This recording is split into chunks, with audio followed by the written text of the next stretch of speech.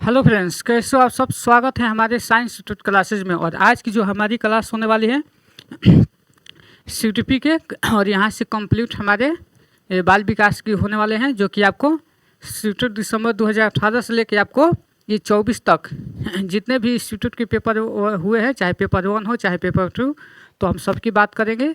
और यहाँ से आप बाल विकास के लिए ये सिर्फ आज की जो क्लास है वो बाल विकास की होने वाली है, और ये आपके स्पेशल है 26 के लिए। तो चलिए, जो लोग अभी तक अपनी थ्योरी और जो भी कहीं से आप लोग तैयारी कर रहे हैं, तो आप कितना भी तैयारी कीजिए, लेकिन आपको PYQ लगाना ही लगाना है। तो ये है 27 दिसंबर 2018 के ये पेपर 1 के कुल 30 प्रश्न हैं, और इसी में देखेंगे पेपर 2 के 30 प्रश्न। तो चलिए जल्दी से सब लोग आ जाइए और हम अपने पहले क्वेश्चन की ओर चलते हैं। ये है आपके हेरिडिटी एंड एनवायरनमेंट से, यानी ये पहला क्वेश्चन आया हुआ है ये 2018 के पेपर 1 में। तो देखिए, आनुवंशिकता और पर्यावरण की भूमिका के बारे में निम्नलिखित में से कौन सा कथन सत्य है। इनमें आपसे पूछा गया है कि जो आनुवंशिकता और जो पर्यावरण की भूमिका के बारे में कौन सा कथन सत्य है। तो आपका पहला ऑप्शन है कि विकास के कुछ पहलू आनुवंशिकता और कुछ अन्य पर्यावरण से अधिक प्रभावित होते हैं। या ऑप्शन 2 है, सीखने और प्रदर्शन करने की एक बच्चे की क्षमता जीनों द्वारा पूरी तरह से निर्धारित की जाती है। इनमें की यानी पूरी तरह किन से, तो जीन से। जीन किससे संबंधित है, तो हेरिडिटी से संबंधित है, तो इसलिए ये ऑप्शन नहीं होगा। उसका बाद है, अच्छी देखभाल और पौष्टिक आहार बच्चों के किसी भी जन्मजात के विकास को दूर कर सकता है। नहीं, उनके लिए हेरिडिटी भी होना चाहिए और एनवायरनमेंट दोनों होना चाहिए। पर्यावरण केवल बच्चों के भाषा विकास में महत्वपूर्ण भूमिका निभाते हैं, नहीं सिर्फ भाषा विकास में नहीं, उसके संज्ञानात्मक विकास में भी और उनके संज्ञानात्मक विकास में भी। तो ये क्या है, विकास के कुछ पहलू आनुवंशिकता और कुछ पर्यावरण, यानी कुछ उसके हेरिडिटी से और कुछ उनके एनवायरनमेंट से क्या होते हैं, वो अधिक प्रभावित होते हैं। यानी जो मानव का जो विकास होता है वो आनुवंशिकता और पर्यावरण से क्या होता है, ये अंतःक्रिया होता है। तो इसका जो राइट आंसर है वो पहला ही हो जाएगा, यानी फर्स्ट का आंसर फर्स्ट। उसके बाद है, और पियाजे की थ्योरी से क्वेश्चन आया हुआ है। दूसरा क्वेश्चन हमारा है कि निम्नलिखित में से कौन सा कथन पियाजे के सिद्धांत के अनुसार सही नहीं जा सकता, यानी सही नहीं कहा जा सकता। यानी पियाजे से क्वेश्चन आया है, ये पेपर 1 की है। जैसे ही पेपर 1 खत्म होगा, इसमें पेपर 2 के भी क्वेश्चन देखने वाले हैं, यानी कुल 60 क्वेश्चन होने वाले हैं, और ये आपके लिए रामबाण की तरह काम करेगा। तो विकास गुणात्मक चरण में होता है। इनमें से पूछा है पियाजे के सिद्धांत कौन नहीं है, यानी हमें गलत खोजना है। तो विकास गुणात्मक चरण में होता है। ऑप्शन दूसरा है कि बच्चे अपनी दुनिया के बारे में ज्ञान का निर्माण और उपयोग करते हैं। ऑप्शन 3 है कि निरंतर अभ्यास से अधिगम होता है। ऑप्शन 4 है कि बच्चे अपने पर्यावरण पर क्रिया करते हैं। तो इनमें से पूछा गया है कि कौन पियाजे के सिद्धांत का नहीं है। तो देखिए, यहाँ पे विकास गुणात्मक चरण में होता है। हाँ, पियाजे ने ये बात सही की है। और बच्चे अपनी दुनिया के बारे में ज्ञान का निर्माण और उपयोग करते हैं, ये भी सही है। निरंतर अभ्यास से अधिगम होता है, नहीं। बच्चे अपने पर्यावरण पर क्रिया करते हैं। हाँ, तो जो यहाँ से हो जाएगा कि जो राइट आंसर है वो 3 हो जाएगा, क्योंकि हमने पूछा है गलत। तो गलत का आंसर क्या होता है, गलत होता है। तो जो इसका राइट आंसर है वो हमारा 3 हो जाएगा। फिर क्या होता है कि जीन पियाजे का जो सिद्धांत है ये संज्ञानात्मक पे है, और ये किस पे है, और ये निर्माणवाद पे है। किस पे है कि बच्चा क्या करता है, अपने ज्ञान का निर्माण वो खुद करता है। तो ये संज्ञानात्मक और निर्माण पर ये क्या है, ये केंद्रित हैं। और जो बच्चे का जो ज्ञान होता है वो किस पे, वो निर्माण पर केंद्रित होता है। यानी बच्चा क्या करता है, बच्चा खुद से करके सीखता है। और जो यहाँ पे जो निरंतर का अभ्यास से अधिगम होता है, ये किसकी बातें होती हैं, ये व्यवहारवाद से संबंधित है। ये किससे है, व्यवहारवाद से। तो लेकिन पियाजे किसको मानते हैं, तो वो संज्ञानवाद को मानते हैं। तो जो इसका राइट आंसर है वो 3 हो जाएगा।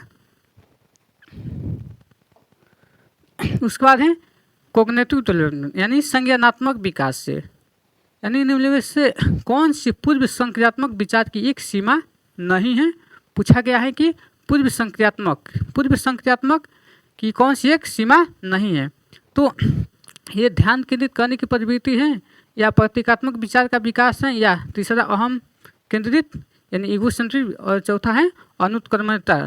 तो इनमें से कौन सा ऑप्शन आपका सही हो जाएगा। तो ये क्या होता है, जो पूर्व संक्रियात्मक अवस्था होता है ये कितना वर्ष से होता है, तो ये 2 से 7 वर्ष का।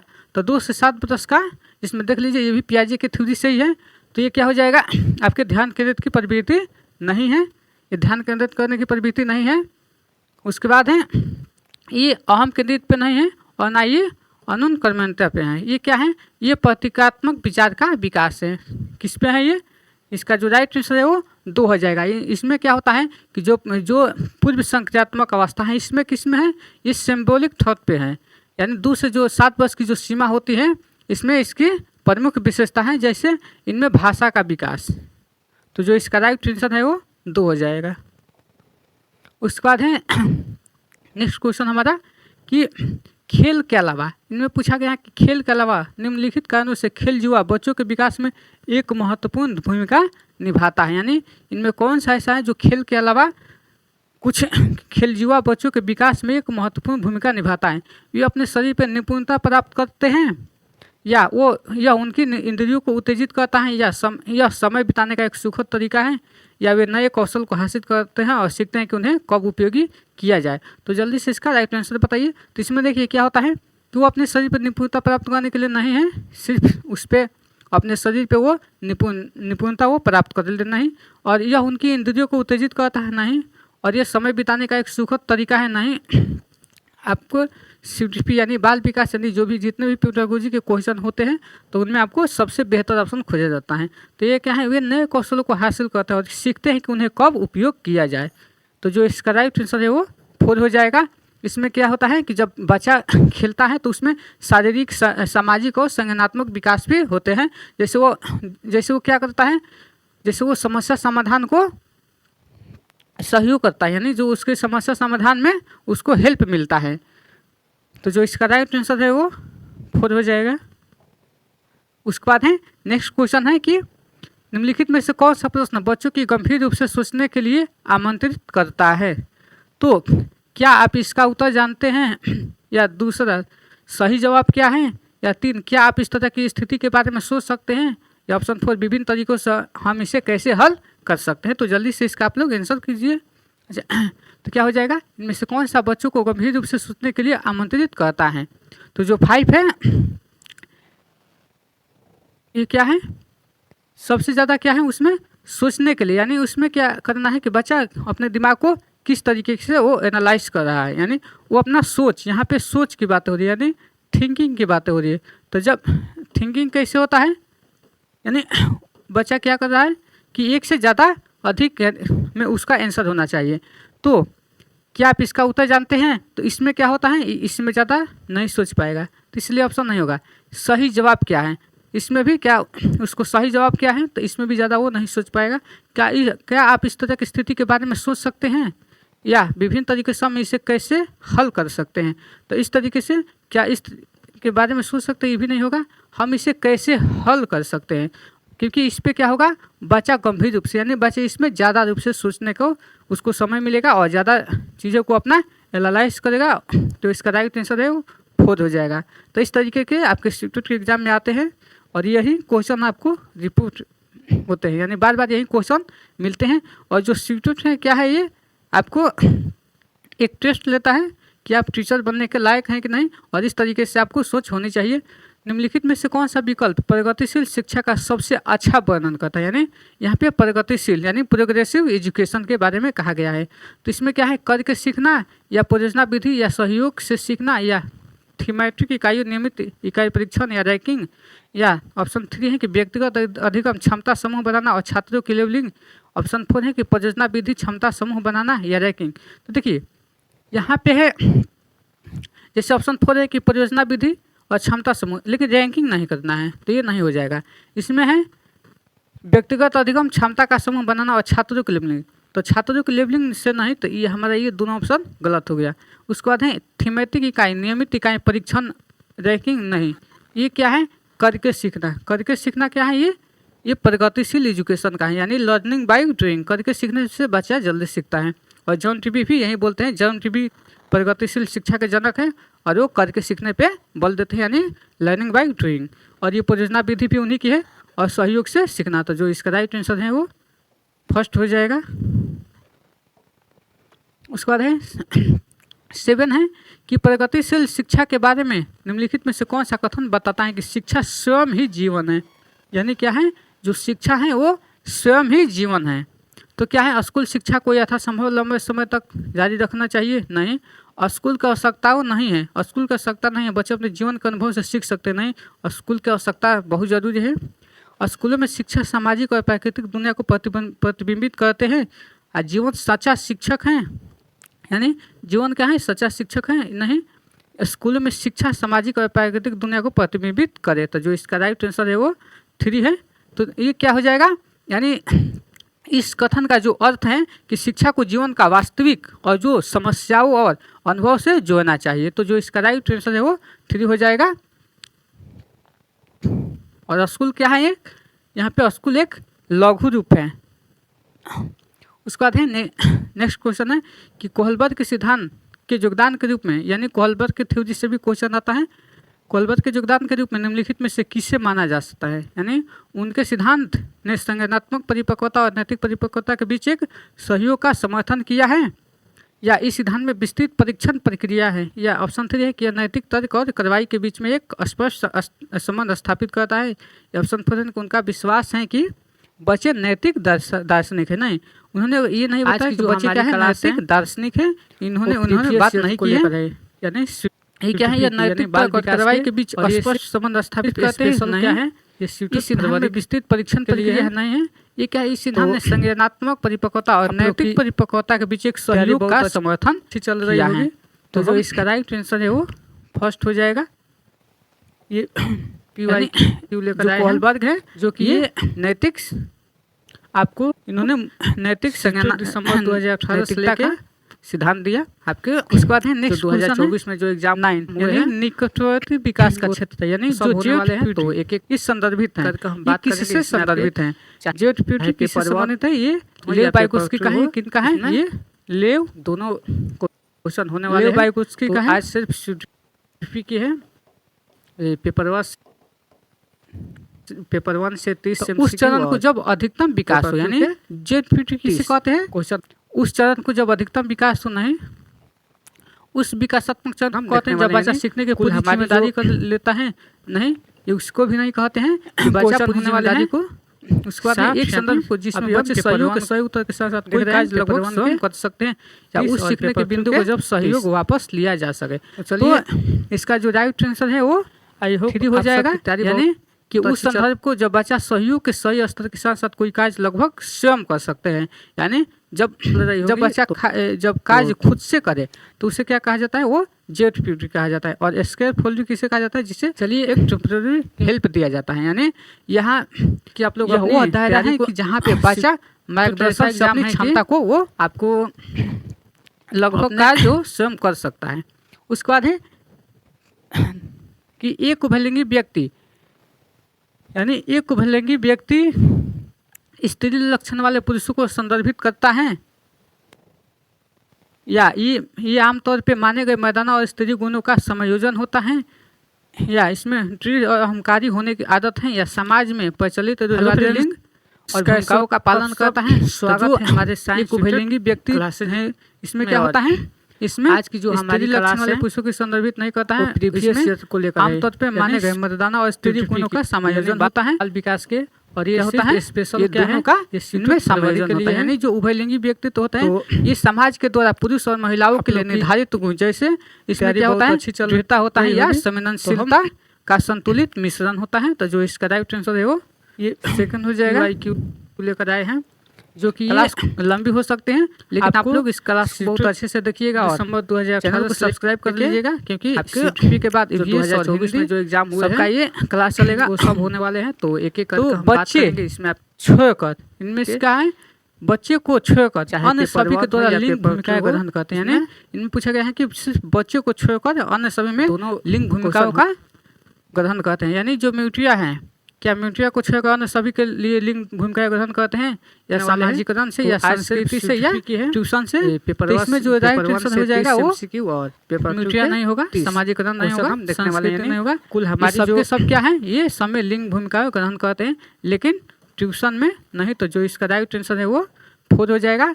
यानी क्वेश्चन होने वाले का जो सामाजिकरण है, यानी इसमें क्या होता है, परिवार होते हैं आपके जो पड़ोसी होते हैं, और इस तरीके क्या है, सामाजिक कार्यों से ये होता है। लेकिन जहाँ पे जब एक ट्यूशन, यानी जब एक ट्यूशन एक शैक्षणिक सहायता है, सामाजिक माध्यम नहीं है, ये क्या है, एक शैक्षणिक सहायता है। आई होप आप इसके बाद है नेक्स्ट कि मानकीकृत परीक्षणों की आलोचनाओं में से यह है कि यानी जो मानकीकृत, यानी चलिए जो स्टैंडर्डाइज्ड टेस्ट होते हैं उसकी आलोचनाओं में से यह एक है, यानी उनकी आलोचना कैसे होती है, यानी जो मानकीकृत परीक्षण हमें नहीं लेना है, ये मुख्य रूप से मुख्य धारा की संस्कृति का प्रतिनिधित्व करते हैं और एग्जाम है कि पक्षपाती है, आपको या उनकी भाषा को समझना मुश्किल है, नहीं उनकी भाषा या अपने परीक्षण पर आबादी पर लागू नहीं किए जा सकते है, या बच्चे की क्षमता की स्पष्ट तस्वीर नहीं होते, नहीं इनमें बच्चे की क्षमता की स्पष्ट तस्वीर नहीं होती है, और ये परीक्षण बड़ी आबादी पर लागू नहीं किया जा सकता है, उसमें भी करना है, और उनकी भाषा को समझना मुश्किल है, नहीं क्या है, वो मुख्य रूप से जो मुख्य धारा की जो संस्कृति होती है उसमें वो प्रतिनिधित्व करते हैं। तो जो इसका राइट आंसर है वो फर्स्ट हो जाएगा। उसके बाद है एकाधिक बुद्धिमानी का सिद्धांत, यानी थ्योरी ऑफ मल्टीपल इंटेलिजेंस। स्वागत है, कहता है कि यानी जो एकाधिक बुद्धि होती है वो क्या कहता है कि बुद्धि तेजी से बढ़ाई जा सकती है, यानी जो बुद्धि है वो तेजी से बढ़ाई जा सकती है, या बुद्धि कई प्रकार की हो सकती है, या पेपर पेंसिल परीक्षण सहायक नहीं है, या प्रभावी अध्यापन के द्वारा बुद्धि बढ़ाई जा सकती है। तो इसका राइट आंसर क्या हो जाएगा, स्पेशल। तो देखिए प्रभावी अध्यापन के द्वारा बुद्धि बढ़ाई जा सकती है, ऑप्शन गलत है, और पेपर पेंसिल परीक्षण सहायक नहीं है। तो और बुद्धि कई प्रकार की हो सकती है, बहुत अच्छी चल रही हो, क्या है ये, तो हम बुद्धि कई प्रकार की हो सकती है, ये बुद्धि तेजी से नहीं, बुद्धि तेजी से बढ़ाई नहीं जा सकती है, ये नहीं कि बुद्धि को तेजी से बढ़ाई जा सकती है। तो ये आपको आपके मल्टीपल इंटेलिजेंस 2018 से लेके हार्वर्ड गार्टनर से 2024 में जो एग्जाम हुए हैं आता है बुद्धि का सिद्धांत, सब होने वाले हैं। इनका आंसर क्या होता है, बुद्धि एक नहीं है, यानी इनका आंसर क्या है कि बुद्धि एक नहीं है, बुद्धि क्या है, कई स्वतंत्र प्रकार है, जैसे इसमें भाषाई बुद्धि होती है, तार्किक बुद्धि होती है, चाहे पेपर 1 हो या पेपर। उसके बाद है नेक्स्ट प्रश्न है कि शिक्षक सीखने के लिए मूल्यांकन और सीखने के मूल्यांकन दोनों का उपयोग कर सकते हैं, यानी इनमें पूछा गया है कि शिक्षक जो है तो शिक्षक सीखने के मूल्यांकन और सीखने के मूल्यांकन दोनों का उपयोग कर सकते हैं। तो बच्चों की प्रगति और उपलब्धि स्तर को जानने के लिए कर सकते हैं, या बच्चों को सीखने की जरूरतों को जानने में और तदनुसार शिक्षण रणनीति का चयन करने में, या जो सर्वाधिक होने वाले हैं सर्वाधिक हो जाएगा। सर्वाधिक अंतराल पर बच्चों के प्रदर्शन का आकलन करने और उसके प्रदर्शन को प्रमाणित करने में, या बच्चों की प्रगति की निगरानी करने और उनके सीखने के अंतराल को भरने के लिए उचित लक्ष्य निर्धारित करने में।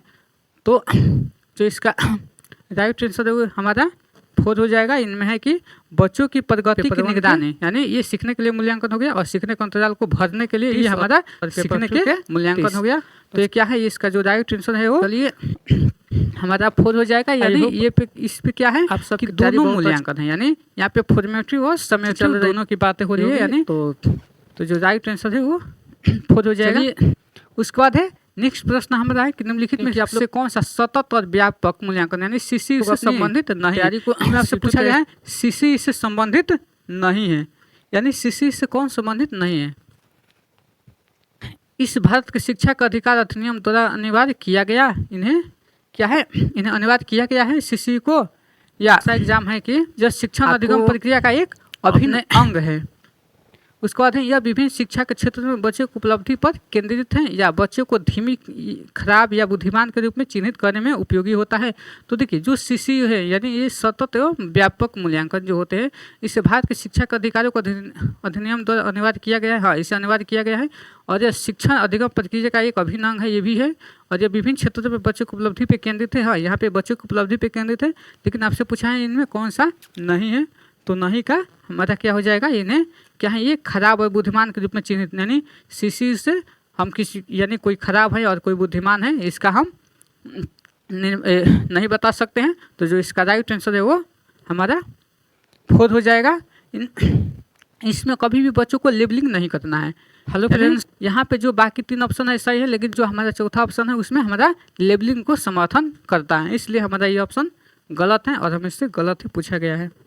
उसके बाद है कि बच्चों में प्रतिभाशाली यानी गिफ्टेड के कारण हो सकते हैं। हमारे साइंस एक बच्चा है, अगर एक बच्चा कोई गिफ्टेड है यानी प्रतिभाशाली है, प्रतिभाशाली बच्चे का IQ कितना होता है 140 प्लस होता है।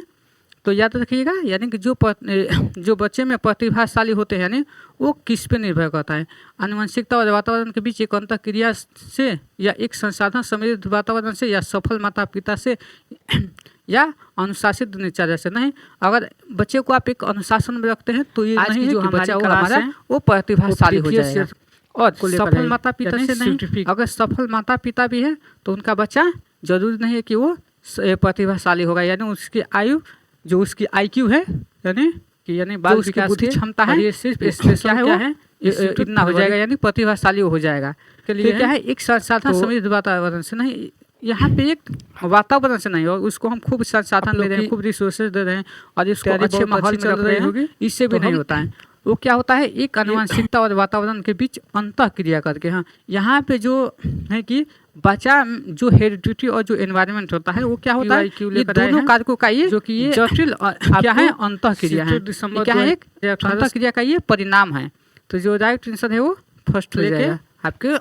उसके बाद है नेक्स्ट प्रश्न हमारा है कि सामाजिक आर्थिक रूप से वंचित पृष्ठभूमि से आने वाले बच्चों को कक्षा के माहौल की आवश्यकता होती है, यानी जो सामाजिक आर्थिक रूप से जो वंचित जो पृष्ठभूमि के जो बच्चे हैं उसके कक्षा के माहौल की जो 2024 में जब वो हुए हैं आते हैं बच्चे, तो उनमें क्या होता है यानी माहौल की आवश्यकता कैसे होनी चाहिए, उन्हें अच्छा व्यवहार सिखाता है, यानी उन्हें अच्छा व्यवहार सिखाया जा रहा है, चाहे पेपर वर्क हो या उनके सांस्कृतिक और भाषाई ज्ञान को महत्व देता है तथा उनका उपयोग करता है, या उनकी भाषा के उपयोग को हतोत्साहित करता है ताकि वो मुख्य धारा की भाषा सीख सके।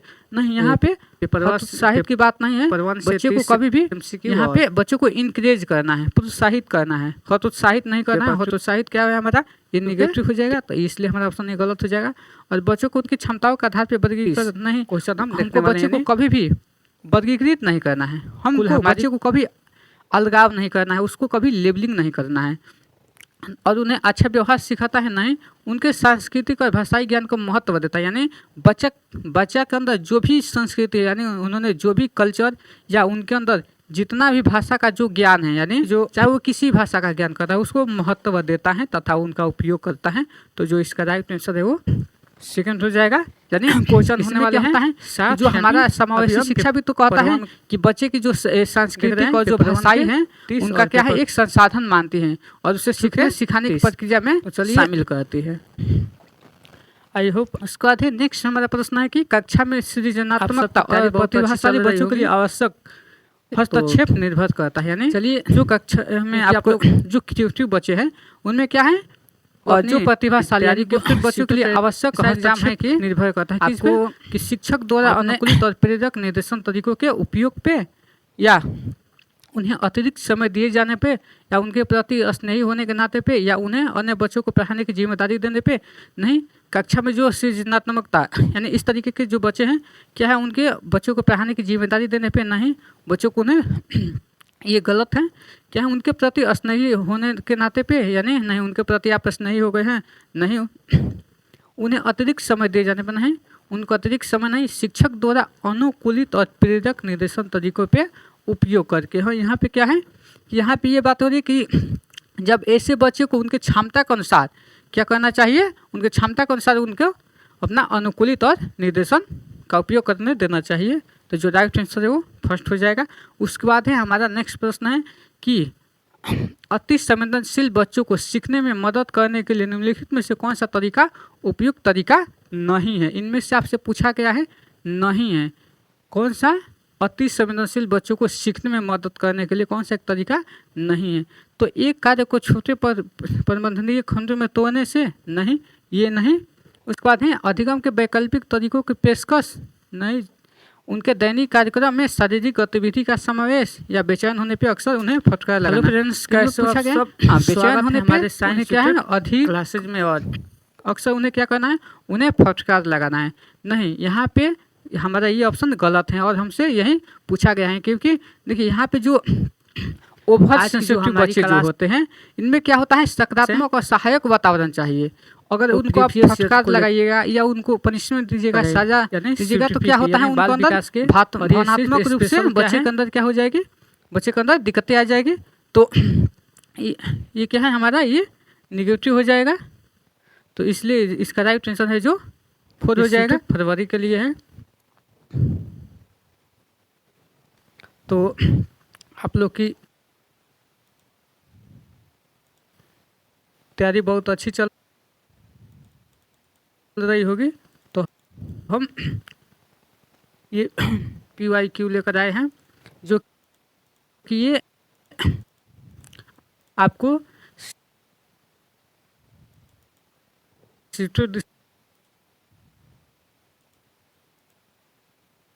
दिसंबर 2018 से लेके आपके जो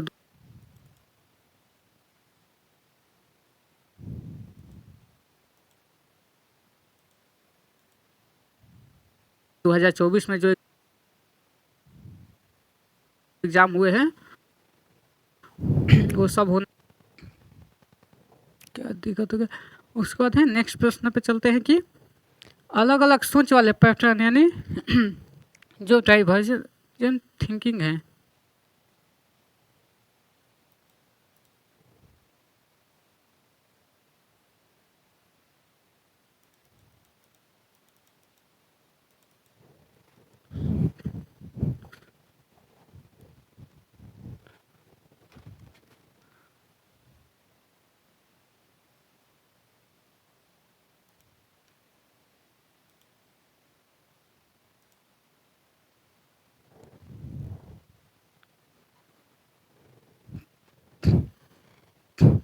इसलिए अलग अलग सोच वाले पैटर्न यानी जो डाइवर्जन थिंकिंग है उन बच्चों की पहचान करते हैं।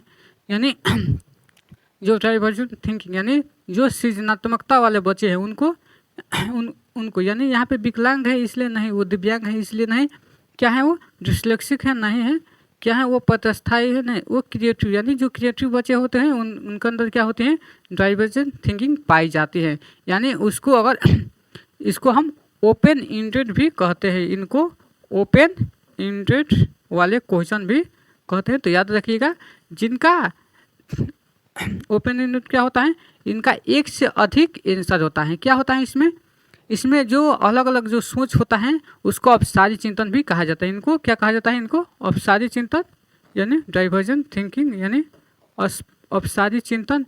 इनमें क्या होता है कि ये एक बच्चा क्या कहता है कि जिसका एक से ज़्यादा आंसर दे सकता है, तो वो कौन से बच्चे होते हैं, जो बच्चे क्रिएटिव होते हैं।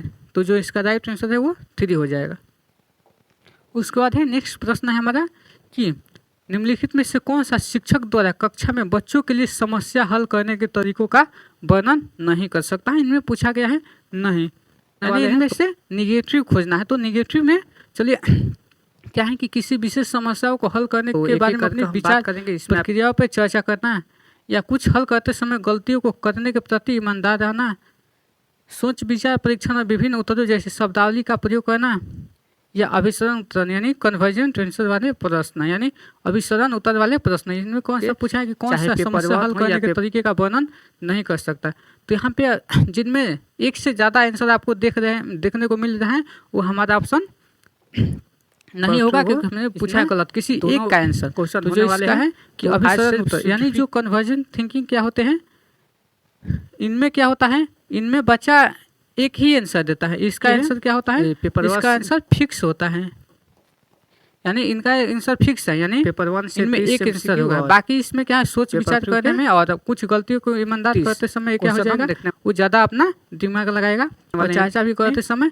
तो जो इसका राइट आंसर है वो 4 हो जाएगा, क्योंकि हमें पूछा है गलत, यानी इन्होंने पूछा है कि कक्षा में बच्चों के लिए समस्या हल करने के तरीकों का वर्णन नहीं कर सकता है। तो कुल हमारा ऑप्शन 4 है क्या होता है, जो अभिसरण यानी जो अभिसरण वाले जो प्रश्न होते हैं उनका केवल एक ही सही उत्तर होता है। और यह क्या होता है, जो राइट आंसर हमारा 4 हो जाएगा पेपर 2 के। उसके बाद है चलिए नेक्स्ट क्वेश्चन बहुत ही आसान है कि निम्नलिखित में से कौन सा एक संवेग यानी कौन सा एक इमोशन है, इमोशन खोजना है, यानी कौन सा इमोशन है, स्मृति है, डर है, ध्यान है या उत्तेजना है।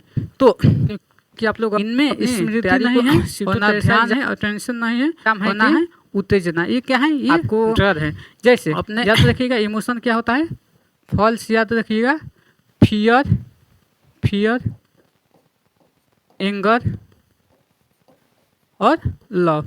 यानी इसमें क्या हो जाएगा, जैसे डर है, खुशी है और प्यार, ये क्या है? ये सब के सब हमारा इमोशन है, यानी एक संवेग है। तो जो इसका राइट आंसर है वो सेकंड हो जाएगा, इसका right answer second. Hello friends, कैसे हो आप सब? स्वागत करते हैं नेक्स्ट कि एक 3 साल का बच्चा, एक 3 साल का बच्चा है और यह बताता है कि दूध बूथ पर एक ही मशीन द्वारा दूध का उत्पादन होता है और कौन सा स्पष्टीकरण सबसे अच्छा है। यानी यहाँ पे एक 3 साल का बच्चा है, लेकिन यहाँ पे आपको ध्यान देना है यहाँ पे कि एक 3 साल का बच्चा है और वो बताता है कि दूध बूथ पर एक मशीन द्वारा दूध का उत्पादन होता है। यानी वो बच्चा क्या मान रहा है कि जो दूध का जो बूथ है उस पे एक मशीन द्वारा दूध वहाँ पे मिल रहा है। तो बच्चे को दुनिया का बहुत सीमित अनावरण ज्ञान है, यानी उस बच्चे को क्या है, दुनिया का बहुत सारा सीमित ज्ञान है आप लोग की। और बच्चे का दूसरा ऑप्शन है कि बच्चे का जवाब दूध बूथ से दूध खरीदने के अपने अनुभव पर आधारित है, या बच्चों ने गायों को कभी नहीं देखा है। ये नहीं कि बच्चे ने गाय को कभी नहीं देखा है, बच्चे तो गाय को देखा ही है। तो इसलिए ये ऑप्शन नहीं होगा। बच्चे का परिवार बच्चों का प्रेरित वातावरण प्रदान नहीं करता है, नहीं उसका आपको ये नहीं होगा। बच्चों की दुनिया का बहुत सीमित अनावरण ज्ञान है, नहीं ये भी नहीं है। यानी बच्चा का जो जवाब है दूध से बूथ, यानी दूध खरीदने के अपने अनुभव पर आधारित है, यानी उस पे किस पे है, वो अपने एक्सपीरियंस पे। यानी जो संवत 2018 ये पियाजे के जो सिद्धांत हैं, यानी पियाजे के जो स्कीमा होता है उसमें स्कीमा को ये दर्शा रहा है कि बच्चे अपने जो सीमित यानी जो प्रत्यक्ष है उसके जो अनुभव है, यानी जो बच्चा क्या है, एक नन्हा वैज्ञानिक है, तो अपने दुनिया के बारे में वो निष्कर्ष निकाल रहा है। तो इसलिए जो इसका राइट आंसर है वो हमारा दूसरा हो जाएगा। उसके बाद है नेक्स्ट प्रश्न है कि कौन सा शिक्षक की भूमिका का सबसे अच्छा वर्णन करता है। यानी इसमें शिक्षक की भूमिका, यानी इनमें शिक्षक की भूमिका का सबसे अच्छा वर्णन करता है। यानी कक्षा में शिक्षक की महत्वपूर्ण भूमिका अनुशासन को बनाए रखना, नहीं अनुशासन की बात जहाँ पे होगी वो ऑप्शन गलत हो जाएगा। एक शिक्षक को निर्धारित पाठ्य पुस्तक का पालन करना चाहिए, नहीं यहाँ पे पाठ्य पुस्तक है इसलिए ये भी ऑप्शन गलत हो गया। उसके बाद है कि पाठ को समय पर पूरा करने के साथ साथ दोहराने के लिए पर्याप्त समय देना महत्वपूर्ण है, नहीं ये भी कोई बात नहीं हुई। आराम के लिए जगह बनाना जहाँ बच्चे संवाद और पूछताछ होने वाले हैं माध्यम से सीखते हैं। यहाँ पे क्या है कि जहाँ पे बच्चा इंक्वायरी कर रहा है और जहाँ पे एक दूसरे से पूछताछ कर रहे हैं, तो क्या है ये होने वाले हैं हमारा यही हो जाएगा, क्योंकि यहाँ पे बच्चा क्या है, सीख रहे हैं, एक दूसरे से सीख रहे हैं, यहाँ पे अपना वो पीयर ग्रुपिंग कर रहे हैं।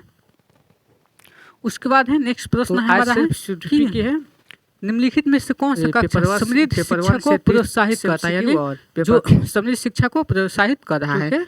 तो वह कक्षा जिसमें प्रदर्शित विभिन्न प्रकार की सामग्री बच्चों की पहुंच से परे हो, ताकि लंबे समय तक चलती रहे। हमारी जो ऐसा भी नहीं कि एक मतलब कि उसको बच्चा उसको छू ना पाए, जैसे आपका जो लाइब्रेरी है, ये नहीं कि बच्चे को ऐसे जगह बुक रख दिया जाए कि बच्चे को मिल ना पाए। यह ऑप्शन दो है कि वह कक्षा जिसमें खुली गतिविधि कोने हो और विभिन्न प्रकार के बाल साहित्य खुली तक शेल्फ में रखी हो, जो दिनों के किसी भी समय प्राप्त किया जा सके, या अलमारी में अच्छी तरह संगठित सामग्री वाली कक्षा जहां सामग्री को सप्ताह में एक बार मुक्त खेल के लिए बाहर लाया जाता हो, नहीं सिर्फ सप्ताह में एक बार, इसलिए हमारा ये ऑप्शन नहीं होगा। पाठ्य पुस्तक सामग्री द्वारा संचालित संरक्षित और योजनाबद्ध अधिगम वाली कक्षा, इससे बेहतर ऑप्शन हमारे पास क्या है, हमारे पास है कि जिसमें खुली गतिविधि हो, यहाँ पे बाल साहित्य खुली ताक यानी रखी हो, कि बच्चा कभी भी अपना जब बच्चे की इच्छा होगी तो बच्चा क्या करे, जाके उसको पढ़ सके। और इस तरीके के जो ये है एक समृद्ध अधिगम वातावरण है, और जहाँ बच्चा स्वतंत्र रूप से अपने जो रिसोर्स है उस तक पहुँच जा रहे हैं। तो जो इसका राइट आंसर है वो सेकंड हो जाएगा। उसके बाद है नेक्स्ट कि निम्नलिखित में से कौन सा पाठ्य पुस्तक की भूमिका का सबसे अच्छा वर्णन करता है। यानी इसमें टेक्स्ट बुक की बातें हो रही है, यानी इनमें कौन सा टेक्स्ट बुक का अच्छा वर्णन करता है। वे कक्षा उपलब्ध संसाधन और संदर्भ सामग्री में से एक है, या एक राज्य या राष्ट्र में अधिगम में एकरूपता बनाए रखते हैं, नहीं है ऐसी बात नहीं है। वे अध्ययन के पाठ्यक्रम के बारे में शिक्षक और माता पिता को मार्गदर्शन नहीं, इनमें शिक्षकों की बात नहीं हो रही है और उनके माता पिता की बात नहीं हो रही है कि माता पिता को मार्गदर्शन दिया जाए। वे संसाधन रहित संदर्भ में सबसे अधिकतम संसाधन बनते हैं। तो इसमें वे संसाधन रहित संदर्भ में सबसे आवश्यक अधिगम, तो यहाँ पे जो ये ऑप्शन है, ये ऑप्शन रहित, वे संसाधन रहित, यानी वो संसाधन मिलना चाहिए यहाँ पे। तो जो इसका राइट आंसर है वो है हमारा फर्स्ट हो जाएगा। यानी इनमें क्या हो जाएगा कि जो पाठ्य पुस्तक एकमात्र संसाधन नहीं है, यानी जो पाठ्य पुस्तक हैं वो सिर्फ एकमात्र संसाधन नहीं है, वो क्या है, वो शिक्षण अधिगम प्रक्रिया को समर्थन देने के लिए क्या है, वो अनेकों संसाधन है। तो जो इसका राइट आंसर है वो फर्स्ट हो जाएगा। उसके बाद है 27 है। 27 में क्या है कि राष्ट्रीय पाठ्यचर्या फ्रेमवर्क 2005, यानी जो एनसीएफ है, एनसीएफ अपनी समझ किससे प्राप्त की है, तो मानवतावाद से या व्यवहारवाद से, रचनावाद से या संज्ञानात्मक सिद्धांत से। तो देखिए एनसीएफ से भी आपके क्वेश्चन आते हैं और ये तो बहुत ही इम्पोर्टेंट टॉपिक है एनसीएफ। तो एनसीएफ सीधा किस पे बात करता है, तो एनसीएफ हमारा रचनावाद पे यानी कंस्ट्रक्टिविज्म पे बात करता है। यानी जो एनसीएफ है वो क्या है, वो रचनावाद पे बात करता है। क्या कहता है कि जो ज्ञान को एक निष्क्रिय जानकारी मानने के बजाय इनको एक सक्रिय, क्या है, इसको सक्रिय माना जाए। तो जो इसका राइट आंसर है वो 3 हो जाएगा, 3 राइट आंसर। उसके बाद है नेक्स्ट क्वेश्चन पे चलते हैं 30 और पेपर 2 के। चलिए नेक्स्ट क्वेश्चन कहता है कि कक्षा में बच्चों को प्रेरित समझा जा सकता है, चलिए किन बच्चों को प्रेरित समझा जा सकता है। तो वे अच्छी तरह से वर्दी स्कूल पहन के आते हैं, यानी ऐसे बच्चे जो यूनिफॉर्म में आते हैं वो प्रेरित हैं, या वे कक्षा में अनुशासन बनाए रखते हैं, या वे सभी उपस्थिति में नियमित होते हैं, या वे शिक्षक से स्पष्टीकरण प्राप्त करने के लिए प्रश्न पूछते हैं। यानी तो देखिए वे सभी उपस्थिति में, अगर बच्चा उपस्थिति में आ रहा है यानी नियमित तरीके से आ रहा है, तो ये नहीं जरूरी कि वो बच्चा प्रेरित है। वो क्या है, वे कक्षा में अनुशासन बनाए रखते हैं और नहीं, अगर आपकी कक्षा में अनुशासन भी है तो वो भी ये नहीं है। वो अच्छी तरह से बर्दे स्कूल में आते हैं, नहीं क्या है, वो शिक्षक से स्पष्टीकरण प्राप्त करने के लिए वो प्रश्न पूछते हैं। जहाँ पे प्रश्न पूछते हैं बच्चा, वहाँ पे बच्चा क्या है, एक्टिव है, बच्चा सक्रिय है। तो जो इसका राइट आंसर है वो 4 हो जाएगा। उसके बाद है 29 है, क्योंकि आप लोग निम्नलिखित में से कौन सा बच्चे में अधिगम में सुधार करने के लिए सबसे अधिक उपयुक्त है, यानी बच्चे के अधिगम में सुधार करने के लिए, यानी बच्चे के लर्निंग में। तो नियमित मूल्यांकन परीक्षा आयोजित की जानी चाहिए, यानी नियमित रूप से क्या होना चाहिए, बच्चों को टेस्ट लिया जाए, एकदम परीक्षा लिया जाए। नहीं, शिक्षक को विभिन्न उदाहरण और चित्रों का उपयोग करके विषय की व्याख्या करनी चाहिए। नहीं, एक शिक्षक है क्या कर रहा है कि उदाहरण और चित्रों का उपयोग करके वो व्याख्या करते जा रहे हैं, तो यहाँ पे व्याख्या हमारा गलत है।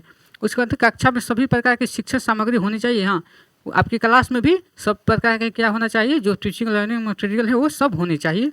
उसके बाद शिक्षक को वास्तविक जीवन स्थितियों में बच्चों को एक दूसरे के साथ बातचीत करने में, तो इसलिए हमारा ऑप्शन ये भी नहीं होगा।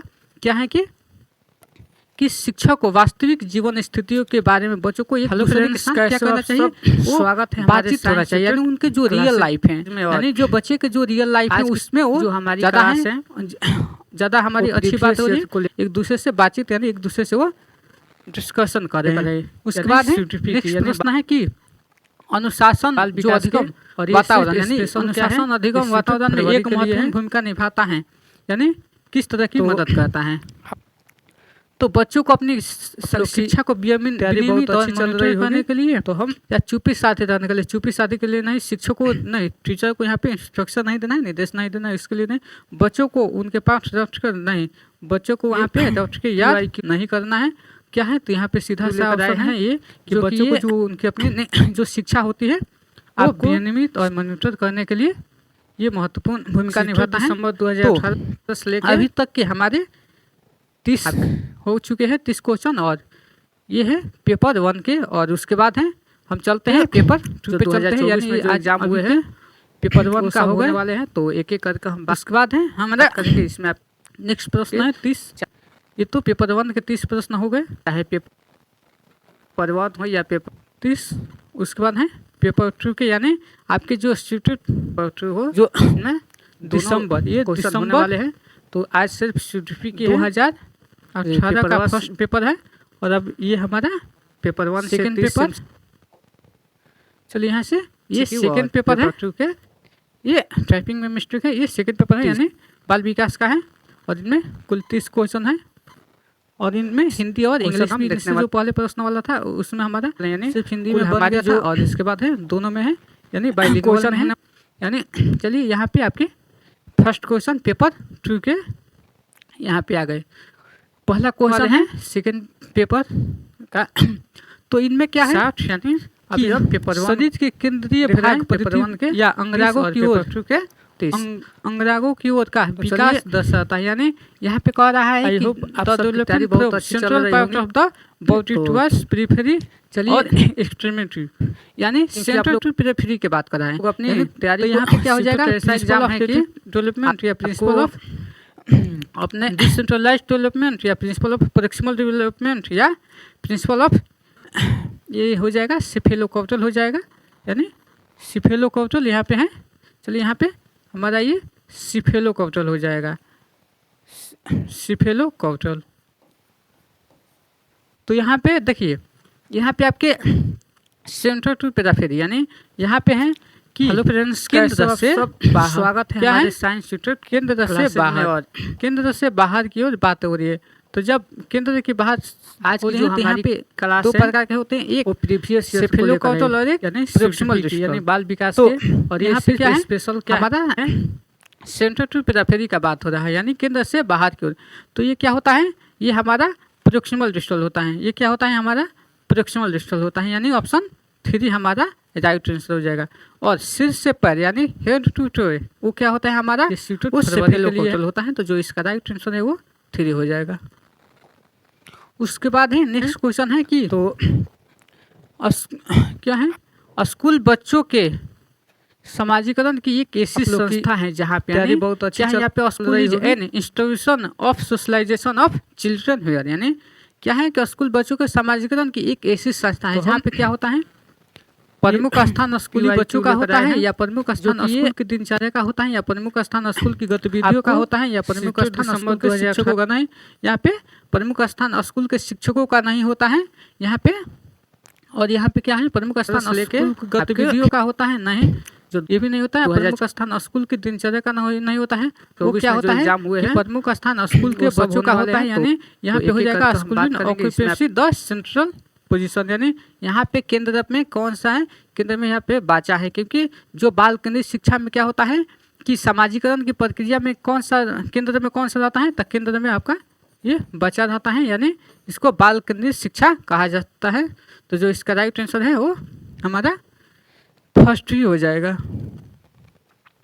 उसके बाद है नेक्स्ट क्वेश्चन है कि चाहे पेपर जब आप एक शिक्षक समूह से जुड़ जाते हैं और अपने समूह के अन्य लोगों को ही तरह पोशाक धारण करने लगते हैं तो आप प्रदर्शन कर रहे होते हैं। यानी जब आप किसी टीचर ग्रुप में जब आप जुड़ जाते हैं तो वहाँ पे क्या कर रहे हैं आप समूह के अन्य लोगों की तरह यानी समूह में जितने भी लोग हैं उनकी तरह आप क्या करें आप उनकी तरह भी आप पोशाक पहनने लग जाते हैं।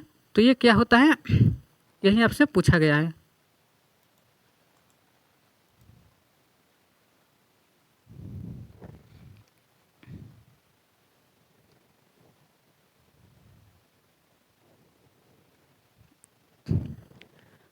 तो इसका आंसर देखते हैं कि समूह की पहचान का यानी कि आप उस समूह में पहचान बना लिए हैं, नहीं ग्रुप आइडेंटिटी नहीं हो गया कि आप उस समूह के आपका पहचान मिल गया इसलिए आप उनके जैसा पोशाक पहनना लगे, नहीं समूह आज्ञाकारिता का या नहीं कि आप उनमें क्या है आप उनकी जो आज्ञाकारी है नहीं आप अच्छे हैं कि आप उनको बातें मान रहे हैं, नहीं ये भी नहीं हो जाएगा। क्या है सामूहिक निर्देश अनुपालन यानी नहीं उनमें जो निर्देश दिए जा रहे हैं जो इंस्ट्रक्शन दे रहे हैं उनकी बातें नहीं। समूह की अनुरूपता यानी क्या है वहाँ पे है आपको कॉन्फर्मिटी, आप वहाँ पे क्या है वो समूह की जो अनुरूपता है यानी अनुरूपता क्या होती है अनुरूपता देखिए अनुरूपता क्या होता है कि एक सामाजिक व्यवहार है जहाँ व्यक्ति समूह के मानदंडों को स्वीकार करता है ताकि वो समूह का हिस्सा बन सके। तो जो राइट आंसर है वो 4 हो जाएगा। उसके बाद है किसी वस्तु के अस्थायित्व की अवधारणा पियाजे के विकास के किस चरण में है यानी वस्तु के यानी यहाँ पे ऑब्जेक्ट परमानेंस की बात होती है। ऑब्जेक्ट परमानेंस क्या होता है जब बच्चा को यानी बच्चा को अगर कोई चीज़ें दिखा के छिपा दिया जाए तो बच्चा वो इमेज बना लेता है। तो वो किस अवस्था में आता है? तो जिन पियाजे की 4 अवस्था है यानी SPC-EF से याद रखिएगा, ये होता वाले है 0 से 2, ये 2 से 7 पेपर 1 और ये 7 से 11 होता है और ये 11 से ऊपर होता है। तो इनमें पूछा गया कि संवेदी गामक है या पूर्व परिचालन है या मूर्त। तो यहाँ पे देखिए, यहाँ पे औपचारिक परिचालन नहीं है ना मूर्त है, ये संवेदी गामक है या मूर्त परिचालन। तो यहाँ पे ये भी नहीं होगा, यानी प्री ऑपरेशनल स्टेज नहीं है इनमें। ये क्या है? संवेदी गामक अवस्था है। ये क्या है? ये आपका संवेदी गामक अवस्था है। इनमें क्या होता है कि जब बच्चा जन्म से 2 वर्ष के का होता है वो क्या उसके अंदर ऑब्जेक्ट परमानेंस विकसित हो जाती है। तो जो इसका राइट आंसर है वो फर्स्ट हो जाएगा। उसके बाद है 5 कि व्यक्तिगत शिक्षा कार्यक्रम की योजना के संदर्भ में बनाए जा सकते हैं। यानी जो व्यक्तिगत शिक्षा है वो कार्यक्रम की योजना में के संदर्भ में बनाई जा सकते हैं। तो क्या हो जाएगा? स्पेशल एजुकेशन प्रोग्राम या चाइल्ड सेंटर एजुकेशन प्रोग्राम या ओपन स्कूल एजुकेशन प्रोग्राम या ई लर्निंग एजुकेशन प्रोग्राम। तो इसका आंसर आप लोग जल्दी बताइए, ये क्या हो जाएगा? ये कहाँ है? व्यक्तिगत शिक्षा कार्यक्रम की योजना के संदर्भ में बनाई जा सकते हैं। तो ये क्या है?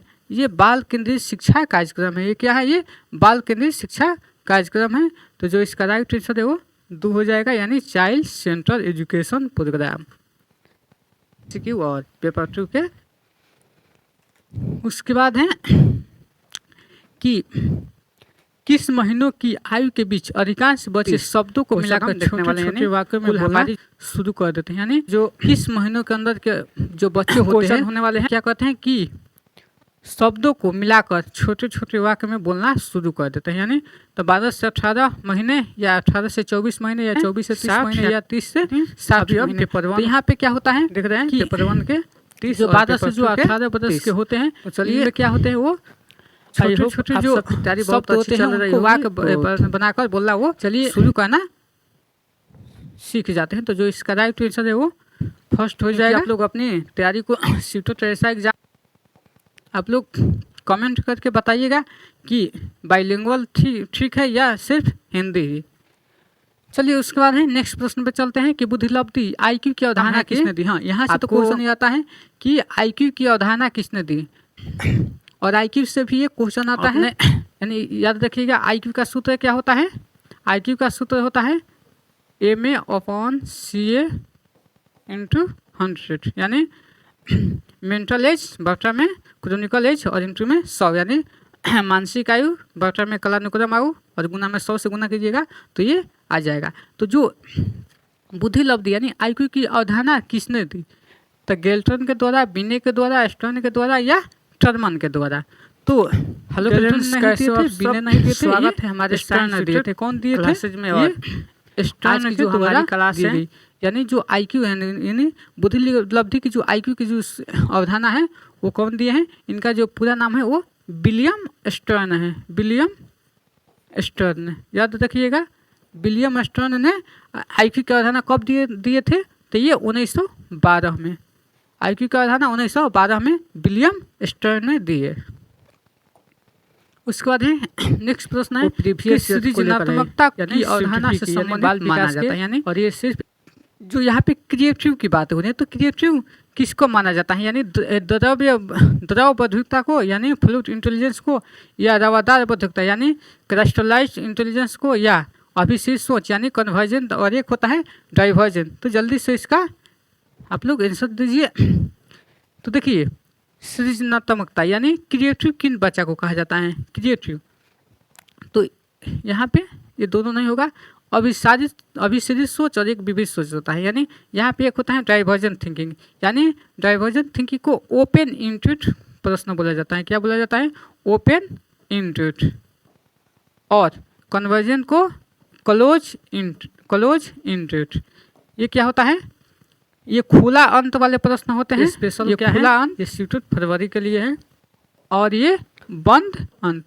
तो जो बंद अंत होते हैं इसका जो आंसर एक होता है, इनका आंसर एक होता है यानी फिक्स होता है, और जो ओपन एंडेड होते हैं उनका आंसर एक से अधिक होता है। यानी जैसे यहाँ से अगर पूछा जाए कि ये क्लोज यूनिट प्रश्न कौन कहलाते हैं और ओपन यूनिट प्रश्न कौन कहलाते हैं। इससे पूछा जाए कि भारत की राजधानी कहाँ है, दिसंबर 2018 से लेके सीधे बताएगा कि भारत की राजधानी जो 2024 में जो एग्जाम हुए हैं, भारत की राजधानी कहाँ है, तो दिल्ली है। लेकिन पूछा जाएगा कि भारत में कितने कौन कौन से राज्य हैं, तो ये क्या हो जाएगा, ये ओपन यूनिट हो जाएगा। तो यही पूछा गया है कि इनमें कौन सा है, आपके इनमें किनमें सबसे ज्यादा बच्चा क्या होगा, क्रिएटिव होगा। तो इसमें डाइवर्जन होने वाले हैं, बच्चा क्या होगा, वो क्रिएटिव होगा। तो ये क्या होता है, एक से अलग प्रकार की सोच होता है। पेपर यानी अगर इसको मानिए तो क्या होता है, पेपर इनका 30 एक से अधिक आंसर, यानी इनका एक से अधिक आंसर जो दे रहे हैं वो बच्चा क्या है, वो क्रिएटिव है। तो यही पूछा गया है हमारी। उसके बाद जो 9 प्रश्न है कि किस भाषा के सभी ध्वनि संयोजनों को इसके नियमों के अंतर्गत बनाया जाता है। यानी किसी भाषा की जो देख रहे हैं स्वीकृत ध्वनि संयोजनों को बनाया जाता है, यानी ध्वनि संबंधित या व्याकरण के वाक्यात्मक या विभक्ति विषयक, ये क्या हो जाएगा, ये ध्वनि संबंधित हो जाएगा। ये क्या हो जाएगा, ये ध्वनि संबंधित यानी फोनोलॉजिकल। फोनोलॉजिकल क्या होता है, ये यहाँ से ध्वनि से याद रखिएगा, तैयारी को ध्वनि यानी साउंड से क्या हो जाएगा, ऐसा एग्जाम है कि यानी साउंड से ये फोनोलॉजिकल रूल्स हो जाता है। इसमें क्या होता है, बच्चा में क्या होता है, यानी जो भाषा सीखता है बच्चा, उनमें क्या होता है, वो स्वनिम यानी जो फोनीम होता है उनको स्वीकृत संयोजन पैटर्न से क्या ये संबंधित होता है। तो इसलिए इसका राइट आंसर फोनोलॉजिकल हो जाएगा। उसके बाद है नेक्स्ट प्रश्न है ट्रेन कि जब बच्चा सोचने की प्रक्रिया किसी भाषा द्वारा प्रभावित होती है तो ऐसी स्थिति को कहते हैं। क्या संस्कृति प्रभावित कर या भाषा निर्धारित या संज्ञानात्मक सामाजिक स्वागत कल्चरल टेंडेंसी या लिंग्विस्टिक डिटरमाइंस या कॉग्निटिव बायस या सोशियोलॉजिकल हमारी क्लास है, इसको क्या कहा जाता है, तो ये होता है ये संस्कृत प्रभावित नहीं होता है, ना संज्ञानात्मक ना सामाजिक। क्या होता है, ये भाषा निर्धारित होती है, स्पेशल क्या है, लिंग्विस्टिक डिटरमाइनेशन होता है, यानी ये भाषा निर्धारित है। तो सोचने प्रक्रिया किसी भाषा द्वारा, यहाँ भाषा से बातें हो रही है, तो यहाँ पे भाषा निर्धारण क्या होता है कि अरे बहुत अच्छी ये उसको संदर्भित करता है। तो हम यहाँ पे यह मानता है कि ये भाषा जो है हमारे विचारों को क्या कहते हैं, वो पैटर्न को प्रभावित करने में निर्धारित करते हैं। आपको उसके बाद दिसंबर 2018 पे चलते हैं, आपके में है कि अपने अनुभव और लक्षणों के आधार पर उपकरणों में खराबी के कारण की परिकल्पना का परीक्षण कर रवि उपकरणों की मरम्मत करता है, तो वो उपयोग करता है। यानी यहाँ पे क्या है, पूछा गया है कि अपने अनुभव और लक्षणों के आधार पर उपकरणों में खराबी, यानी एक रवि है जो कि अपने अनुभव और उनके लक्षणों पे क्या कर रहा है, वो कि चीजों को खराब है तो उनको क्या कर रहा है, मरम्मत करता है। तो वो क्या कर रहा है, तो वो अंतर्दृष्टि कर रहा है, यानी इनसाइट या कलन विधि, यानी एल्गोरिथम कर रहा है, या मानसिक दृढ़ता यानी मेंटल शिफ्ट या अनुमानी विधि का वो प्रयोग कर रहा है। तो ये बहुत इजी क्वेश्चन है, जल्दी से यानी देख रहे हैं यहाँ पे क्या हो जाएगा, यहाँ पे अंतर्दृष्टि इनसाइड नहीं होगा, ना कलन विधि होगा और ना मानसिक दृढ़ता होगा। क्या होगा, ये अनुमानी विधि हो जाएगा। क्या हो जाएगा, ये ह्यूरिस्टिक हो जाएगा। यानी यहाँ पे बच्चे क्या करें, अनुमानिक विधि, यानी वो अनुमान लगा रहा है कि अपने अनुभवों पे कि वो चीजें सही है कि खराब है। और जो अनुमानिक विधि होती है यानी जो ह्यूरिस्टिक होती है, तो ये क्या होता है कि ये अपने अनुभव पे आधारित होता है। कि किस पर आधारित होता है, अपने अनुभव पे आधारित होता है। सीटो ऐसा एग्जाम है कि उसके बाद नेक्स्ट है कि दिव्या, कोई बच्ची है दिव्या, अक्सर निर्देशित कार्यों को छोटे छोटे हिस्सों में विभाजित कर आसान बनाते हैं, तो वो उपयोग कर रही है। यानी एक बच्ची है दिव्या, वो क्या कर रही है कि उनको कोई चीज़ें कठिन लग रहा है तो वो तो उस चीज़ों को याद कर रही है। यानी अगर किसी चीज़ को पढ़ने में उसको दिक्कतें आ रही हैं या याद करने में दिक्कतें आ रही है, तो वो चीज़ों को तो के वो चीज़ों को समझ को अपना आसान बना रही है। तो वो क्या कर रही है, तो कम करने की विधि को, यानी नहीं ये कम करने की विधि नहीं, ये द्वितीयक विस्तारण का विधि है। यानी हमारे यहाँ पे ये सेकेंडरी है और नहीं, यहाँ पे आज की जो हमारी क्लास नहीं है। उसके बाद है ये क्या है, उपलक्ष्य विश्लेषण विधि का या क्रियात्मक नियम का। तो वो क्या करिए, वो एनालाइज तो कर रही है, यानी वो विश्लेषण क्या करिए, वो एनालाइज करिए। तो जो इसका राइट आंसर है वो 3 हो जाएगा, यानी इसका राइट आंसर 3 हो जाएगा कि वो चीजों को क्या करिए, यानी उपलक्ष्य विश्लेषण विधि से बोला गया है। यानी कौन सी विधि इससे बोला गया है, उपलक्ष्य विश्लेषण विधि। उपलक्ष्य विश्लेषण विधि क्या होता है, एक समस्या समाधान रणनीति है जहाँ की वह लक्ष्य को प्राप्त करने के लिए क्या किया जाता है, वो आसान चीज़ों बना दिया जाता है। तो जो 2024 में जो एग्जाम हुए हो जाएगा। उसके बाद है नेक्स्ट क्वेश्चन है कि पुरुष और महिलाओं की भूमिकाओं का निर्धारण समाज करता है, यह कथन बताता है। यानी जो पुरुष और जो महिलाएं होती है, यानी जो पुरुष और महिलाओं की भूमिका को निर्धारण कौन कर रहा है, तो ये समाज कर रहा है। तो आज जब बात तो समाज की होती है तो ये कथन क्या कहता है, लैंगिकता एक अंतर्निहित उत्पादन है, या लैंगिकता एक अनुवांशिक प्रतिभागी है, या लैंगिकता एक अंतर्ज्ञानी अवधारण है, या लैंगिक एक सामाजिक अवधारणा है। तो यहाँ पे देखिए, यहाँ पे क्या है, ये अनुवांशिक प्रतिभा और एक अंतर्ज्ञानी अवतरण क्वेश्चन होने वाले हैं। जो पुरुष और जो महिला होते हैं, इनकी भूमिका ये कौन अथी कर रहा है, एक समाज करता है। यानी एक कौन कर रहा है, एक समाज। यानी यहाँ पे आपको ऑप्शन, तो चलिए इंग्लिश में देखिए, यानी ये एक सोशल है, सबकी तैयारी बहुत अच्छी या चल रही होगी। तो ये अंतर्निहित यानी या जेंडर है। तो ये जल्दी से, यानी ये समाज बनाया है कि जेंडर, यानी आप लोग ये बायोलॉजिकल है। तो इसका राइट एग्जाम है कि, तो इसका जो है वो को यानी ये समाज, यानी जो लैंगिकता होती है, यानी क्या है, समाज और संस्कृति ने इसको समाज और संस्कृति ने बना दिया।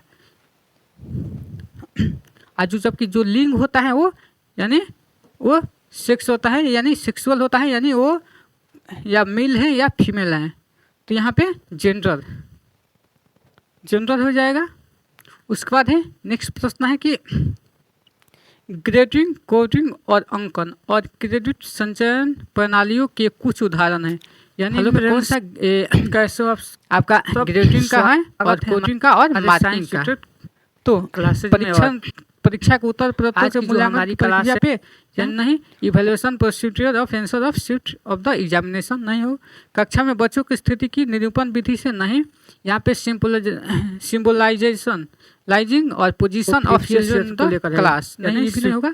क्या है, अलेख पत्र रिपोर्ट और अकादमिक प्रगति को दर्शाने में, यानी यहाँ पे अकादमिक प्रोग्रेस की बातें हो रही है। यहाँ पर अधिगमकर्ताओं की उपलब्धि के आकलन की गणना विधि में नहीं है। ये बहुत अच्छी चल रही है, यानी लर्नर के अचीवमेंट में नहीं है। ये किस में है, ये हमारा आलेख यानी PY में ये लेकर आए हैं प्रगति को दर्शाने में। ये क्या होता है आपको, यानी आलेख पत्र रिपोर्ट क्या होता है, तो दिसंबर 2018 से लेकर प्रगति की सूचना देने का एक तरीका होता है। एग्जाम हुए हैं वो सब होने वाले हैं। छात्रों ने कितना चीजें किया, किस चीज में वो कितना उसका रैंकिंग है, ग्रेडिंग है आपके। उसके बाद है अधिगमकर्ताओं की उपलब्धि का आकलन शिक्षकों की सहायता करता है।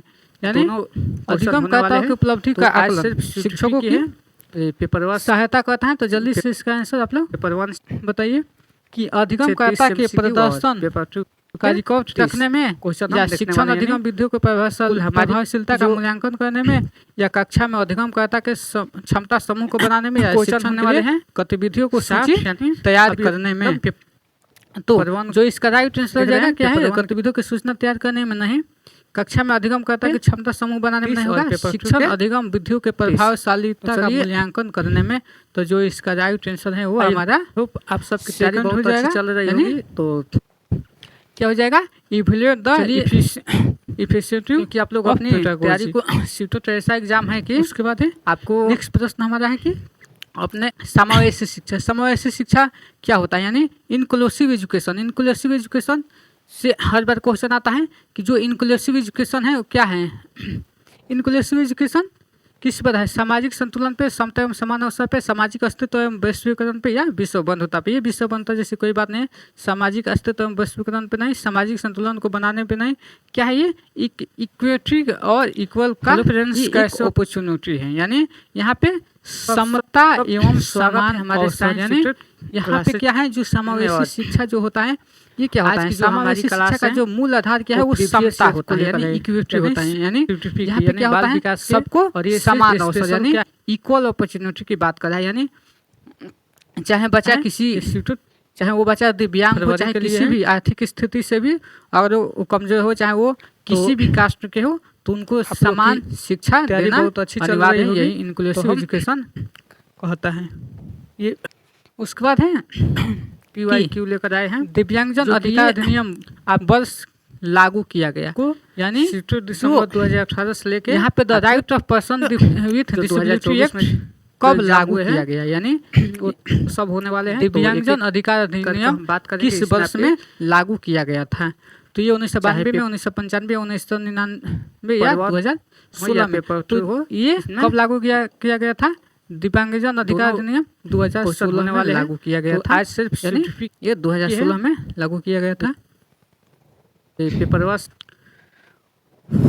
उसके बाद है पेपर 1 से 30 MCQ और नेक्स्ट क्वेश्चन है कि व्यक्तिगत विविधताओं वाले बच्चों को पढ़ाने के लिए ऐसे विद्यालय होने चाहिए जहाँ शिक्षक, यानी जहाँ पे हमारी विजुअल डिफरेंसेस होते हैं, तो कैसे विद्यालय होने चाहिए, यानी यहाँ पे व्यक्तिगत विविधताओं के आधार पर वर्गीकृत कक्षाओं के विभिन्न वर्गों में पढ़ा सके, नहीं यहाँ पे परिवहन अलग नहीं करना है, विभिन्न अधिगम आवश्यकताओं का विभिन्न शिक्षण अधिगम प्रविधियों का प्रयोग करने के में प्रशिक्षित हो, यानी वहाँ पे ट्रेंड ऑफ तैयारी बहुत अच्छी चल रही होगी। देयर डिवर्सेस लर्निंग नीड्स, या विशिष्ट व्यक्ति, क्योंकि आप लोग वाले बच्चों को पढ़ाने के लिए प्रशिक्षित ऐसा एग्जाम है कि बच्चों को समरूप अधिगमकर्ता बनाने की आपको प्रशिक्षण है।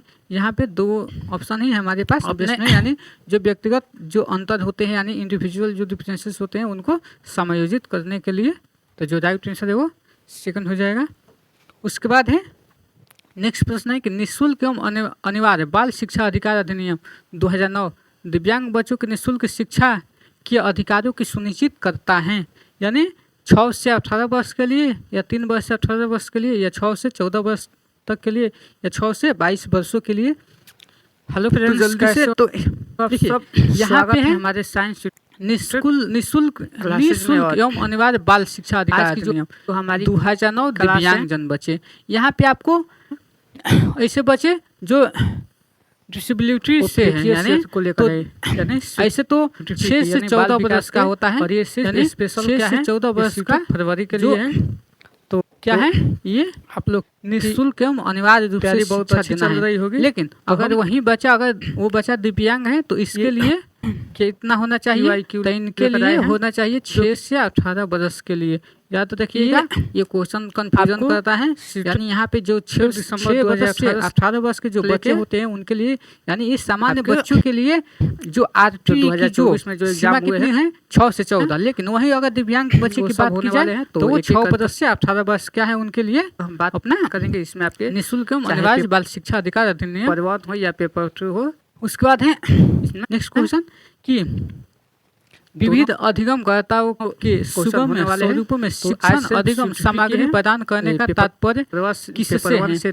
क्या ये सार्वभौमिक समावेशी शिक्षा के लिए नैतिक विचार है, या शिक्षण व्यावसायिकता की सार्वभौमिक कुल हमारी जो संहिता है, या शिक्षण के सर्वाधिक मानवतावादी दृष्टिकोण है, क्वेश्चन होने वाले अधिगम की सार्वभौमिक संरचना है। पेपर 1 तो ये जो है देख रहे हैं, पेपर 1 के सार्वभौमिक समावेशी शिक्षा के नैतिकता का विचार नहीं है, और ना ये सार्वभौमिक संहिता है, ना ये मानवतावादी है। क्या ये अधिगम की सार्वभौमिक संरचना है, यानी यहाँ पे ये तो यूनिवर्सल डिजाइन ऑफ लर्निंग है, यानी यहाँ पे अधिगम की जो सार्वभौमिक संरचना है, जो इसका राइट आंसर है वो तैयारी को सीटों का एग्जाम है कि इसका राइट आंसर 4 हो जाएगा अपने। उसके बाद है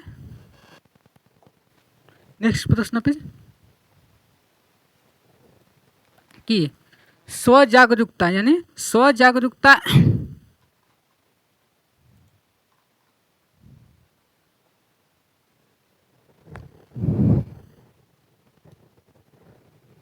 यानी स्व जागरूकता एवं संज्ञानात्मक क्षमताओं का नियंत्रण, जैसे योजना बनाना, समीक्षा करना और संशोधन करना। हेलो फ्रेंड्स, कैसे हो आप सब? स्वागत है हमारे साइंस का केंद्रीकरण है, और है या संज्ञान जो हमारी क्लास है, या संज्ञान है या इकोमोट्रेशन है, या समायोजन है। तो ये स्व जागरूकता एवं संज्ञानात्मक क्षमताओं का नियंत्रण, जैसे योजना बनाना और क्या करना है, समीक्षा करना, यानी प्लानिंग करना और रिव्यूइंग करना, या उसको रिवाइजिंग करना। तो ये क्या हो जाएगा, ये हमारा मेटाकोग्निशन कहलाता है, यानी मेटाकोग्निशन यानी संज्ञान बोध कहलाता है, यानी क्या कहलाता है, ये संज्ञान बोध। यानी मेटाकोग्निशन क्या होता है, यानी सोच के बारे में सोचना। ये क्या होता है, सोच के बारे में सोचना हमारा क्या कहलाता है, ये मेटाकोग्निशन कहलाता है। उसके बाद है कि जब बच्चा प्राप्त की गई सूचनाओं की व्याख्या करने के लिए अपने अनुभव के आधार पर सोच सकता है तथा उसे क्या कहा जाता है, यानी जब बच्चा अपने प्राप्त की गई सूचनाओं की व्याख्या करने के लिए अपने अनुभवों के आधार पर वो सोच सकता है, तो उस बच्चे को क्या कहा जाता है? यानी प्राप्त की गई सूचनाओं की व्याख्या पे, तो ये क्या कहलाता है? यानी यहाँ पे प्रतिक्रियात्मक सोच या सृजनात्मकता सोच या अमूर्त सोच या मूर्त सोच, तो ये इसमें क्या हो जाएगा? इसमें आपके अपने प्राप्त की गई सूचनाओं पे, तो ये हो जाएगा मूर्त सोच। यानी यहाँ पे हो जाएगा कंक्रीट थिंकिंग। यानी मूर्त सोच क्या होता है कि जब बच्चे अपने प्रत्यक्ष अनुभव और जो उस वास्तविक जो होते हैं यानी वस्तुओं पे वो क्या कर रहा है, वो थिंकिंग करना चालू कर देते हैं। उसके बाद है नेक्स्ट प्रश्न कि अधिगमकर्ताओं के व्यक्तिगत क्षमता के आधार पर उनकी कठिनाइयों के विभिन्न स्तरों को ध्यान में रखते हुए पढ़ाने की विधि को क्या कहा जाता है? यानी पढ़ाने की विधि को क्या कहा जाता है? अभिभेदन अनुदेशन, चयनित अनुदेशन या सटीक शिक्षण? सटीक शिक्षण नहीं, त्रुटिहीन नहीं होगा, एररलेस नहीं होगा, यानी यहाँ पे यानी बाल विकास के सिलेक्टिव इंस्ट्रक्शन नहीं, चयनित अनुदेशन नहीं होगा, ये विभेदी अनुदेशन हो जाएगा, यानी डिफरेंशिएटेड इंस्ट्रक्शन हो जाएगा। यानी विभेदीकरण क्या होता है?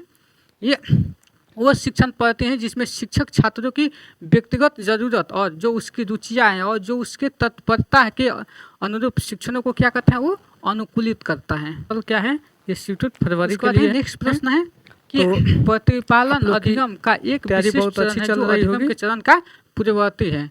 यानी तो हम यहाँ पे क्या है, प्रतिपालन अधिगम का एक विशिष्ट चरण, यानी क्या है, अधिकरण है, अभिप्रेरणा है या आत्मनिर्भरता है या सामान्यीकरण है, जो कि ये क्या है ना, ये अधिकरण नहीं है, ना अभिप्रेरणा है, ना दिसंबर 2018 से लेके सामान्यीकरण यानी जो 2024 में जनरलाइजेशन है। जनरलाइजेशन क्या होता है कि अधिगम के चरणों में पहले क्या किया जाता है, वो पहले मेंटेनेंस किया जाता है यानी प्रतिपालन, यानी सीखी गई चीज़ों को बनाए रखना। उसके बाद जनरलाइजेशन यानी सीखी गई चीज़ों के संदर्भों में लागू करना, यानी जो बच्चा चीज़ें सीख गया है और उसको लागू करना है तो उसको क्या कहा जाता है, वो सीखी हुई चीज़ों को, सीखी हुई काम हुए हैं वो सब होने वाले हैं, तो सीखी हुई चीज़ों को लागू करना है। यानी जो बच्चा सीख गया है सीखी हुई चीज़ों को लागू करना है, चीज़ों को लागू करना है, यानी सीखी हुई चीज़ों को लागू करना क्या कहलाता है, वो जनरलाइजेशन कहलाता है। उसके बाद है कि जनजोग का यह मानना है कि संज्ञान और भाव क्या होते हैं, यानी कॉग्निशन एंड इमोशन। तो कभी कभी जो हिंदी में थोड़ा सा टाइपिंग मिस्टेक हो जाते हैं, यानी कोई बात नहीं, संज्ञान और भाव या संवेग भी कहा जा सकता है, तो इसको याद रखिएगा। इसको कॉग्निशन और इमोशन क्या होते हैं, इंटरडिपेंडेंट होते हैं यानी अनुसरित होते हैं, या इंडिपेंडेंट होते हैं या स्वतंत्र होते हैं, या इंटर रिलेटेड होते हैं यानी अंतर संबंधित होते हैं, या इंटीग्रेटेड यानी वो एकीकृत होते हैं। तो क्या होता है इसका यहाँ पे जनजोग के द्वारा, तो यहाँ पे ध्यान रखिएगा जहाँ पे बातें जनजोग के द्वारा होता है हम बात तो करेंगे। ये मानते हैं, जो इनका फुल नाम क्या है, रॉबर्ट जनजोग, रॉबर्ट जजोंग में आपके ये ऐसे मानते हैं कि क्या है, ये एक दूसरे से ये क्या है, ये स्वतंत्र है, क्या है, ये एक दूसरे से स्वतंत्र है। यानी जो रॉबर्ट जजोंग है इन्होंने सुझाव दिया कि जो संज्ञान और जो संवेग है वो क्या है, एक दूसरे से स्वतंत्र होते हैं, लेकिन बाकी जो हैं वो बोलते हैं कि संज्ञान और संवेग एक दूसरे से जुड़े होते हैं। लेकिन यहाँ पे जब जजोंग की बातें होती हैं तो ये मानते हैं कि संज्ञान और संवेग क्या होते हैं, एक दूसरे से अलग होते हैं और ये स्वतंत्र होते हैं। यानी और ये बोलते हैं कि जो संवेग अक्सर संज्ञान से पहले आती है, यानी जो संवेग है संवेग पहले आएगा और बाद में संज्ञान। उसके बाद है नेक्स्ट प्रश्न है है कि तो आज से पहले से सीखी हुई कार्यों में सुधार लाने के लिए शिक्षक बच्चों को प्रदर्शन देकर सीख रहा है, वो शिक्षण की विधि का प्रयोग कर रहा है। तो क्या है, अनुकरण का या अवलोकन का या संशोधन का या प्रतिरूपण का। तो ये किसका है, ये प्रतिरूपण का। ये किसका है, ये प्रतिरूपण का है, यानी मॉडलिंग का है। यानी यहाँ पे क्वेश्चन हम देखने हो जाएगा वो 4 हो जाएगा। प्रतिरूपण यानी मॉडलिंग क्या होता है कि शिक्षण तकनीक है जहाँ शिक्षक या कोई अन्य व्यक्ति सही कार्य को हमारी प्रदर्शन करता है, जिससे बच्चे देखकर सीखते हैं या अपने प्रदर्शन में वो सुधार करते हैं कि बच्चे ने कितना प्रदर्शन किया। उसके बाद है मैग और जेनिंग्स के अनुसार निर्णय लेने वाले बच्चे समस्या का विश्लेषण करते हैं, विकल्पों की सूची बनाते हैं और इसके फायदे और नुकसान के प्रत्येक पहलू पर विचार करते हैं, उसका व्यवहार प्रस्तुत करता है। क्या चौकस करता है या सतर्क करता है या निर्वर्तमान या निरंकुश? तो ये क्या कर रहा है, ये यहाँ पे सतर्क क्या हो जाएगा, इसका राइट आंसर सतर्क हो जाएगा। यानी यह सतर्क क्या होता है, निर्णय शैली है जो सभी एक दूसरे से क्या कर जाते हैं, वो एक समस्या सुधारक बच्चा विचार के आधार पर, एक समस्या सुधारक बच्चा विचार के आधार पर कथनों की सच्चाई या संभावना का मूल्यांकन करता है। यानी क्या कर रहा है, विचारों के आधार पर समस्या सुधारक बच्चा है। तो क्या सृजनात्मकता या सौंदर्यबोध या अमूर्त या तार्किक? तो यहाँ पे क्या हो जाएगा, सृजनात्मकता नहीं होगा, सौंदर्यबोध नहीं होगा, अमूर्त नहीं, वहाँ पे वो लॉजिकल लगा है यानी तार्किक। जहाँ पे समस्या सुधारने की बातें हो जाएगी वो तार्किक होती है। तो जो इसका राइट आंसर है वो 4 हो जाएगा, यानी लॉजिकल क्वेश्चन होने का राइट आंसर वाले हैं। उसके बाद है जिस दिए गए कार्यों को करते समय बच्चे स्वयं आनंद लेता है। यानी जब बच्चा स्वयं आनंद लेता है तो वो अनुभव प्राप्त करते हैं, उसे क्या कहा जाता है, ड्रिल और अभ्यास या उपभोक्ता प्रकार का अर्थ या निर्माणात्मक प्रकार या समस्यात्मक प्रकार का कार्य। यानी जब बच्चा किसी भी कार्य को अगर वो कर रहा है और खुद को क्या कर रहा है, आनंद फील कर रहा है, यानी बच्चों को रुचि है, तब ये क्या है, ड्रिल और अभ्यास या नहीं ड्रिल और यहाँ पे ना समस्या की बातें भी नहीं है, यहाँ पे किसकी बातें हैं, उपभोक्ता का भी नहीं है, यहाँ पे निर्माणात्मक यानी वहाँ पे क्या कर रहा है, वो प्रोड्यूसर टाइप टास्क वो कर रहा है। तो जो इसका राइट आंसर है वो 3 हो जाएगा। उसके बाद है आज का ये लास्ट क्वेश्चन है और ये क्वेश्चन का आंसर आप लोग कमेंट करके दीजिएगा। ये है कि बहु संवेदी शिक्षण अधिगम की परिविधि में अधिगम संवर्धन हेतु दृश्य, श्रव्य, स्पर्श और संवेदनाओं का एक साथ प्रयोग किया जाता है। इसको क्या गतिबोध कहते हैं, यानी काइनेस्थेटिक कहते हैं, या कर्णकुटर यानी वेस्टिबुलर कहते हैं, या प्रत्यक्षीकरण कहते हैं, या अवलोकन कहते हैं यानी ऑब्जर्वेशन कहते हैं, या इसको परसेप्शुअल कहते हैं। तो आप लोग इसका आंसर आप लोग कमेंट करके बताइएगा। और पेपर 1 के 30 और पेपर 2 अभी हम पेपर 1 30 देख रहे हैं, कुल 60 प्रश्न हुए और इस तरीके से एक एक दिन में आपके 60 क्वेश्चन होंगे, चाहे पेपर 1 हो या पेपर 2। और उसके बाद EVS का भी चलता रहेगा। तो आप लोग डेली 7 PM पे आप लोग लाइव जुड़ने का प्रयास कीजिए और डेली क्लास हमारी लाइव ही चलेगी और रेगुलर क्लास चलने वाली है। तो चलिए आज की क्लास कैसी हुई आप लोग कमेंट करके हमें बताइएगा और चैनल को आप लोग सब्सक्राइब जरूर कीजिएगा और लाइक भी कीजिए। चलिए मिलते हैं नेक्स्ट क्लास में, तब तक पेपर 1 के 30 और पेपर 2